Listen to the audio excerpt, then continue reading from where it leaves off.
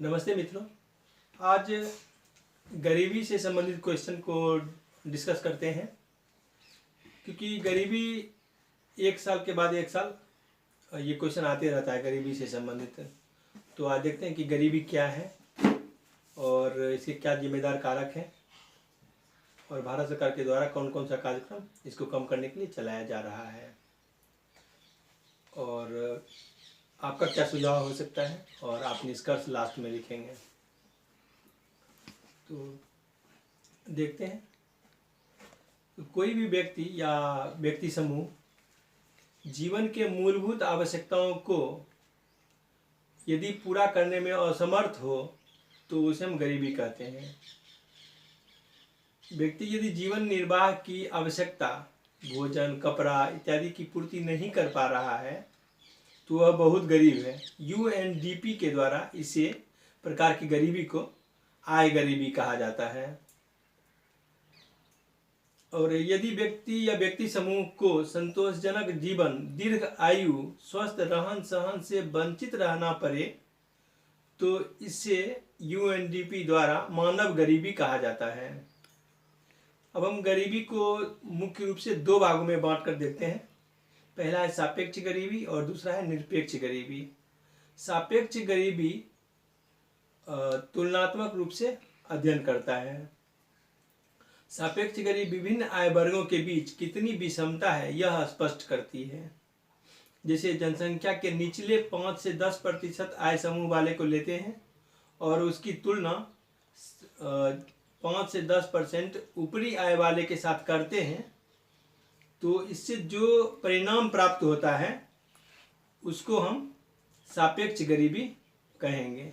सापेक्ष गरीबी को नापने के लिए लॉरेंज वक्र विधि और गिनी गुणांक को प्रयोग में लाते हैं। दूसरा है निरपेक्ष गरीबी। तो निरपेक्ष गरीबी का आकलन स्वतंत्र रूप से किया जाता है। इसके लिए पहले एक रेखा निश्चित किया जाता है, एक मापदंड को निर्धारित किया जाता है और फिर हेड काउंट विधि से उस रेखा के नीचे जो व्यक्ति जीवन यापन कर रहा है उस लोगों का पता लगाया जाता है। फिर जो देखते हैं कि कुछ समिति के द्वारा गरीबी रेखा का अनुमान लगाया गया है। तो पहला हम लेंगे तेंदुलकर समिति से, क्योंकि उसके पहले के समिति को हम यहाँ नहीं ले रहे हैं। तेंदुलकर समिति के अनुसार 2004-05 में ग्रामीण जनसंख्या का 41.8% और शहरी जनसंख्या का 25.7% गरीबी रेखा से नीचे था। ये 4-5 का आंकड़ा है। और 4-5 में संपूर्ण भारत के स्तर पर गरीबी का प्रतिशत 37.2% था, जो कम होकर 2011-12 में 21.9% हो गया। अब है रंगराजन समिति।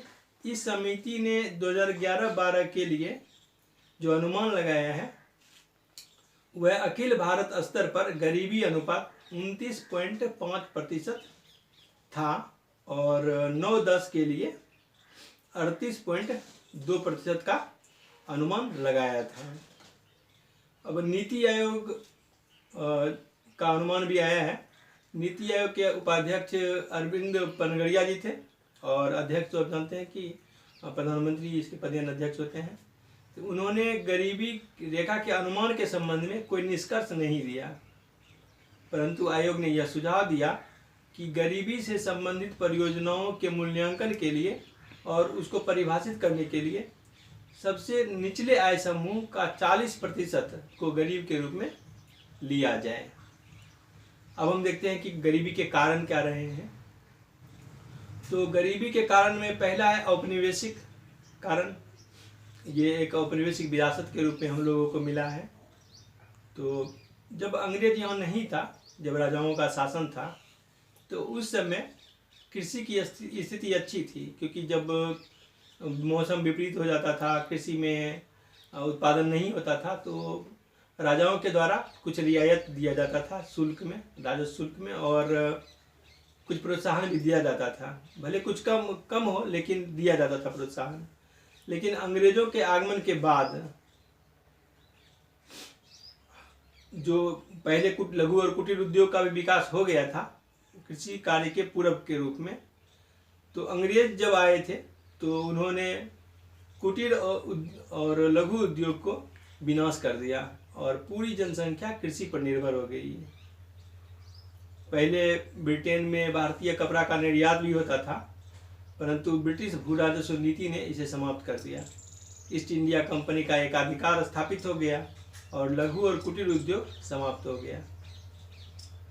फिर भू राजस्व की ऊंची दर था यहाँ और कोई प्रोत्साहन नहीं था कृषि के क्षेत्र में, जिससे कृषि का भी विनाश होने लगा और भूखमरी और अकाल की समस्या भारत में बारंबार आने लगी। अब भारत कच्चे माल का निर्यातक हो गया और तैयार माल का आयातक बन गया। 1947 में जो भारत में गरीबी था वह 70% था। दूसरा जो कारक है वह राजनीतिक कारक। गरीबी की समस्या के लिए राजनीतिक कारक भी कम जिम्मेदार नहीं है। इसलिए भारतीय राजनीति को वर्ण, जाति, धर्म और संप्रदाय क्षेत्र को संकीर्ण दायरे में उलझा कर रख दिया है। अब देखते हैं कि राज्यसभा में अरबपतियों की संख्या बहुत ज़्यादा है, तो राज्यसभा अरबपतियों की सभा हो गई है। राज्यसभा, लोकसभा, विधानसभा और पंचायत में धन बल और बाहुबल का कब्जा हो गया है। जिसे सिर्फ अपने विकास की चिंता है, उसे जनता के विकास और देश के विकास से कोई वास्ता नहीं है। तो ये भी गरीबी को कम करने का कोई प्रयास नहीं कर पा रहा है। तीसरा है जनसंख्या कारक। भारत में 121 करोड़ की जनसंख्या हो गई है, जो विश्व का 17% है। अब 17% विश्व की जनसंख्या विश्व के 2.4% भूभाग पर स्थित है, जिससे प्राकृतिक संसाधनों पर दबाव बढ़ रहा है। हम देखते हैं जनसंख्या के आकार को, तो 1951 में जनसंख्या का आकार 361 मिलियन था, जो 2011 में बढ़कर 1210.57 मिलियन हो गया है। इस 60 वर्ष की अवधि में 951 मिलियन जनसंख्या की वृद्धि हो गया है। अब चौथा जो कारक है, सरकार की गलत विकास रणनीति।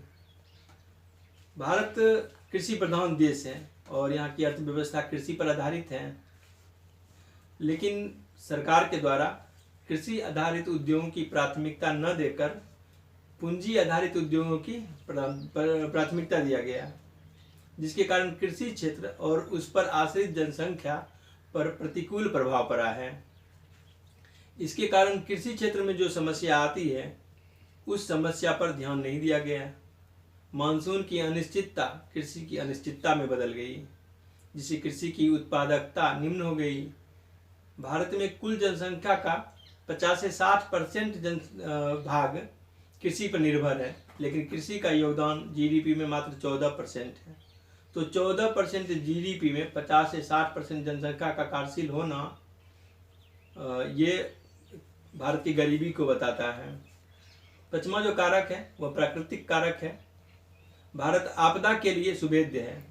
कहीं पर बाढ़ आती है, कहीं सूखा पड़ता है, कहीं भूकंप होता है, कहीं चक्रवात आता है। जैसे बिहार में बाढ़ की समस्या और सूखा की समस्या, दोनों समस्या एक बार में भी आ जाती है। उत्तर प्रदेश में बुंदेलखंड जिला से, महाराष्ट्र में भी सूखा की समस्या आती है। भूकंप, उत्तरी भारत में भूकंप की समस्या आती है। तटीय भारत चक्रवात की समस्या के लिए सुभेद्य है। तो इस तरह से किसी न किसी आपदा के कारण जो समाज के निम्न वर्ग हैं, उनको विपरीत रूप से प्रभावित करता है और वह गरीबी की रेखा के ऊपर नहीं जा पाते हैं। छठा जो समस्या है वो है पूंजी, तकनीक, उद्यमिता और कुशल श्रम का अभाव। भारत में पूंजी, तकनीक, उद्यमिता और कुशल श्रम का अभाव पाया जाता है, जिससे भारत के प्राकृतिक संसाधनों का दोहन नहीं हो पाता है। सातवां जो है वैश्वीकरण, उदारीकरण, निजीकरण। ये 1990 में भारत में आया था, वैश्वीकरण, उदारीकरण, निजीकरण की अवधारणा। इसने भी अमीरी और गरीबी के बीच खाई को और चौड़ा कर दिया है। इसमें जो कुशल श्रम है, जो तकनीकी योग्यता से संपूर्ण है, उसे तो इसने बहुत ज़्यादा वेतन वाली नौकरी दी है, लेकिन जो अकुशल श्रम में है उसको इसने रिजेक्ट कर दिया है। पश्चिमी भारत जहाँ आधारभूत संरचना का विकास हो गया है, वहाँ पर इन्वेस्टमेंट इतना ज़्यादा होता है कि वहाँ के लोग विकसित हो गए हैं, वहाँ का क्षेत्र विकसित हो गया है। लेकिन पूर्वी भारत जहाँ आधारभूत संरचना का विकास अब तक नहीं हो पाया है, वहाँ इन्वेस्टमेंट न होने के कारण वहाँ के क्षेत्र विकसित नहीं हो पाया है, अविकसित रह गया है, जिसके कारण पश्चिमी भारत और पूर्वी भारत के बीच भी विषमता उत्पन्न कर दिया है। 8वां बेरोजगारी। तो उच्च जनसंख्या रहने के कारण भारत में सभी को रोजगार प्राप्त नहीं हो पाता है और रोजगार मिलने में कठिनाई होती है। जब व्यक्ति को रोजगार नहीं मिलेगा तो वो व्यक्ति को आय नहीं प्राप्त होगा, आय नहीं प्राप्त होगा तो वह व्यक्ति गरीब ही रह जाएगा। इसलिए बेरोजगारी और गरीबी में एक अन्योन्याश्रय संबंध होता है। तो इस प्रकार हम गरीबी के कारणों का उल्लेख करेंगे।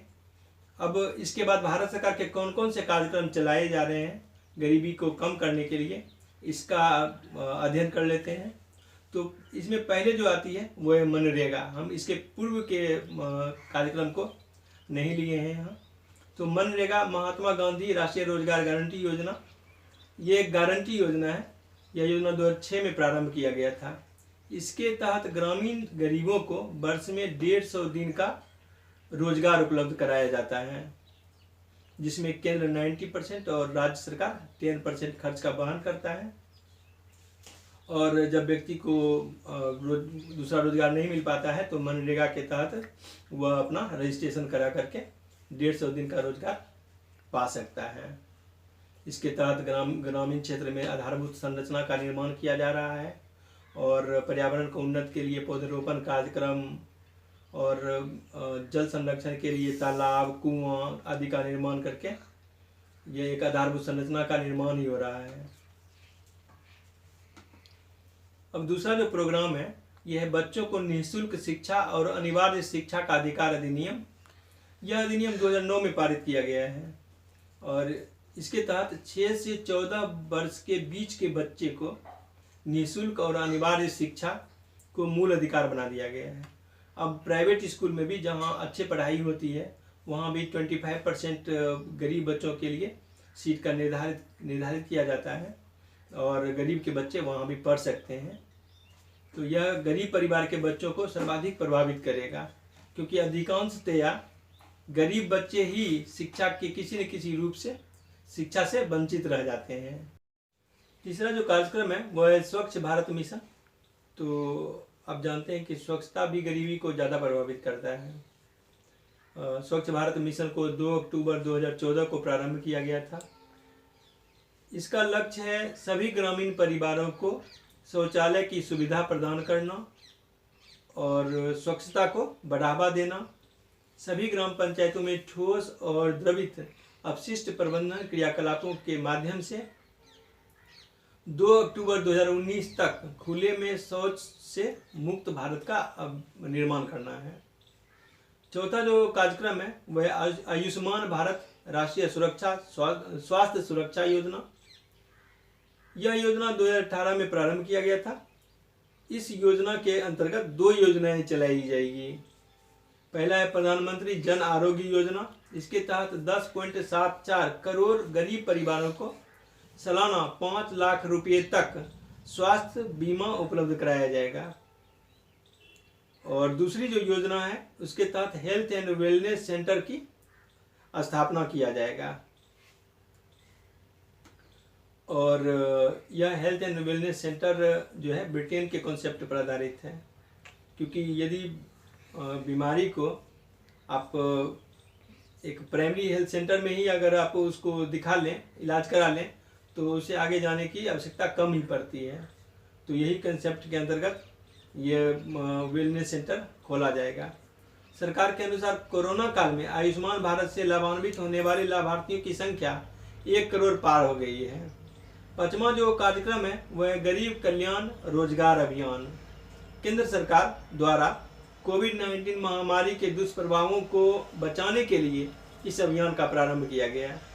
इस योजना की मूल प्राथमिकता प्रवासी मजदूरों को जीविकोपार्जन के अवसर उपलब्ध कराना है, क्योंकि लॉकडाउन में सभी जो मजदूर था वो वापस गांव आ गया, तो उसे रोजगार उपलब्ध कराना सरकार की प्राथमिकता थी। और छठा जो योजना है वह एक राष्ट्र एक राशन कार्ड योजना। यह योजना गरीबों के लिए महत्वपूर्ण योजना होगा, क्योंकि अब वह जहां प्रवास करेगा वहीं जन वितरण प्रणाली के द्वारा राशन को ले सकता है। पहले वह अपने घर से दूसरे जगह जाता था, दूसरे प्रदेश जाता था मजदूरी करने के लिए, तो फिर वह अपना जो उसका राशन होता था गांव का, उससे वंचित हो जाता था और बाहर में उसको खरीद कर लेना पड़ता था। तो इसके तहत उसका राशन अब सुरक्षित हो जाएगा और उसे खरीदना भी नहीं पड़ेगा। तो इस प्रकार आप गरीबी का कारण, भारत सरकार का कार्यक्रम, और इसके बाद आप अपना सुझाव देंगे और फिर आप निष्कर्ष लिखेंगे, तब आपका क्वेश्चन पूरा होगा और मार्किंग भी होगा।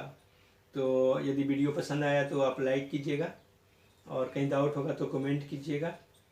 अगला नोटिफिकेशन वीडियो का पाने के लिए आप सब्सक्राइब कर लीजिएगा। Thank you.